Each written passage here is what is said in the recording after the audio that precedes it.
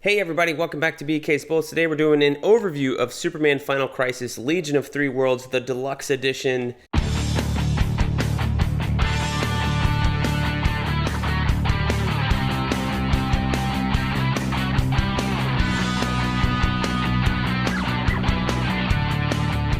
Hey everybody, welcome back to BK's Bullets. As always, I'm your host, Brent and today we're opening up this new deluxe edition, Superman Final Crisis Legion of Three Worlds, originally published in 5 or 6 issues as just Final Crisis Legion of Three Worlds, but it is mainly a Superman story. So here you have it. Jeff Johns, George Perez, Scott Koblish on inks, and man, I remember reading this as it came out in single issues, and I was lost, honestly.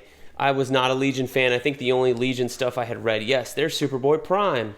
The only Legion stuff I had read at that point was the Jeff Johns Action Comics run, which reintroduced the Legion to that kind of era, even though I think the Mark Waid stuff had recently ended.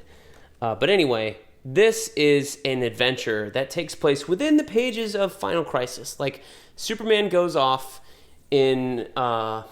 I don't know what issue it is in Final Crisis, and has this adventure and comes back and is like, whoo!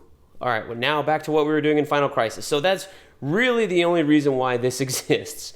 And it was coming out during the time of Final Crisis. And honestly, I'm not a huge Final Crisis guy with Grant Morrison, and I loved this reading it. Like, I got so much of a great rush reading this story, even though I was totally lost with a lot of these Legion characters. This did a good enough job to introduce me to all those iterations of these characters and everything else. So we start off on I believe this is the Earth that was set up in Jeff Johns' Action Comics run, where it's very like anti-alien at this point, Smallville, Kansas, and we have Superboy Prime come in. So this is taking place after Infinite Crisis, after... just shook the camera, after Sinestro Corps War, and you have Superboy Prime showing up in here. And then finding out there's a monument to Superman here in the far, far future, and he goes nuts because he hates Superman, even though he's basically Superman. Again, Superboy Prime, go read Crisis on Infinite Earths for the primer on him. He's one of the coolest characters, I think, is in the DC Universe. He's very meta. So you have him going up against the Legion, they're killing the leader, and then at some point, the Legion says, hey, not only do we need Superman, we need legions from other multiverses. And here you have a kind of a 2-page spread, so you can see the gutter loss here. You're supposed to have a full face of Brainiac 5 in the middle, but it's not here. But do you need it? I don't think so, because you're mainly looking at 2 images, at least in this one. But there are other 2-page spreads in here. Again, this is all drawn by George Perez. Lots of reading. Here's a spread. It's not too bad. But this is a very dense, very wordy book. Like, I think most of Johns' books of that time were also wordy. A lot of word balloons, a lot of panels in here from George Perez. So each issue is going to take you a long time to read compared to anything newer. That's for sure. So are you getting your bang for your buck out of here? Yes, absolutely. And I think George Perez is arguably one of the all-time great artists of comic books in the last, 50 years, call it the century or whatever. He just recently passed away a couple years ago, but he's just doing phenomenal stuff. I mean, nobody draws like this anymore. Seriously. I'm not talking about the style, but I'm talking about the detail, the action. Everybody's got a different action in here. Phil Jimenez is kind of his prototype, disciple, we'll call him, but nobody's drawing like this anymore.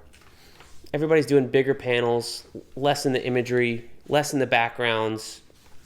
George Perez is just leaving it all on the table. What I do remember, this story wraps up Superboy Prime's story for a good long while and reaches into Infinite Crisis, reaches into, I think, Countdown. It reaches into what happened with Bart and Superboy, as we saw, and also reveals who we thought the Time Trapper was. At that time, it was another Superboy Prime. If you're reading Justice League right now, it's Doomsday, so it changes. The future is always in flux, and it has a great ending. So Here's some other extras in the back here.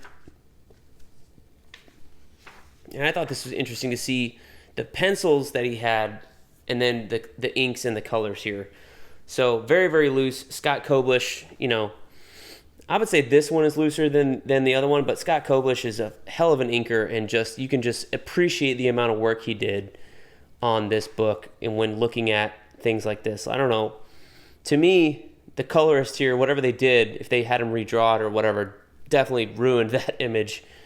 And then that image is fine. Some of the stuff they did for these sliver covers or the main covers of those series, when you look at the pencils and then the colors, it doesn't really look like George Perez, honestly. So I don't know if that was like him experimenting with a different style or anything like that, but man, it's really, really cool.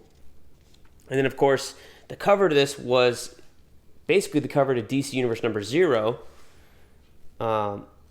which I think was before Final Crisis that came out. And then they repurposed it and used some Legion images in the back for this cover. So I think this is an unseen cover that's on the cover of this deluxe edition. Here you have a pitch, a plot, and then a lot of pencils in the back here with commentary by Scott Koblish about things he remembers inking these pages, which I think is really cool if you're a process nerd. So pretty awesome deluxe edition here. But yeah, if you have not checked this out, check it out. I think the main thing I would complain about was that this has been left unreprinted for so long. Like that, I think that original trade paperback when it came out in 2009 or so, maybe 2010, had been the only printing for a long time. And so you would not find this on the shelves. You would find this just in a single issue. So the fact that they have a deluxe edition that's out there in print right now, if you have not seen it, go and search it out. It's a great story, great artwork, oversized, George Perez, hard to complain with that. And if you're a Legion fan, you're going to love it. If you're not a Legion fan, I still think there's a really good story in here. So let me know what you guys thought of Superman, the Legion of Three Worlds down below in the comments. We'll see you guys next time in the Funny Pages.